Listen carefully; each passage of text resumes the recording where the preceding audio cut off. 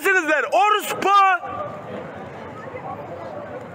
Benim anam bulam babam 35 sene oturuyor. 35 sene hizmet etti devlette. 35 sene.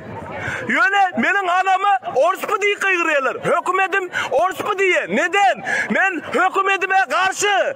Ben Cumhurbaşkanıma karşı. Bir devlette 2 Cumhurbaşkanı var. 2 Cumhurbaşkanı olan için ben onu talep ederim için orospu diye benim babama. Anama, kardeşime, ben elindeşlerime orospu diye kıygırıyor. Şerefliğiniz var olsa gelin. Suud etsin. Ben babam, anam orospu mu? Orospu evlatımım ben.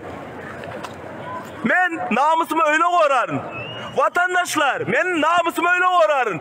Her kim şerefsiz insanlar benim anamı dil yetirme hakkı yok. Ben vatan dönüğüme. Gel, suud et. Ben niyelim de vatan dönüğü? 8 sene kalalacak ben işledim Türkiye Cumhuriyeti. 8 sene. Gelsin ben anamı suud etsin orospuluğuna. Turan Birliği 7 devlet girdi. 7 devletin içinde bir Cumhurbaşkanı. Ben bugün ayağıma getirmesem namussuz şerefsiz olayım. Devlet, hükümet kömek et bana. Sayın Recep Tayyip Erdoğan kömek et bana. Benim anam orospu mu? Beni vatan haini mi? Ben oturacak bugün. Bu hükümet, benim hükümetim anamdan ötüş soramasa kalkmayacağım. Son ne yapsa yapsın. Benim anam, benim kardeşlerim Türkiye Cumhuriyeti'ne giren kadınlar orospu mu? Bana bunu suud etsinler. Benim kardeşlerim, benim kadınlarım orospu mu? Türkmenistan vatandaşı orospu mu? Suud etsinler.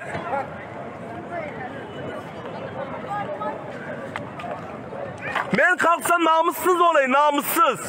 Eğer polisimiz, jandarmamız bu kadını gözüne kıyman, beni al gitse namussuz olsunlar.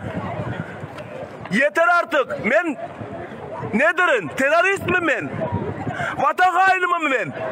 72 yaşındaki anamı ne yaptılar? 72 yaş.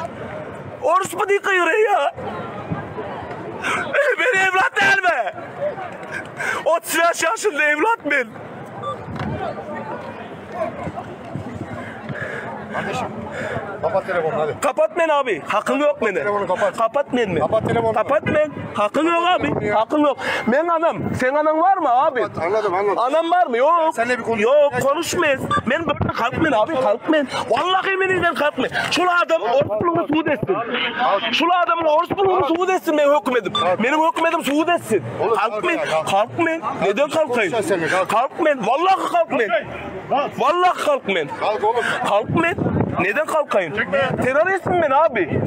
Terörist değil mi?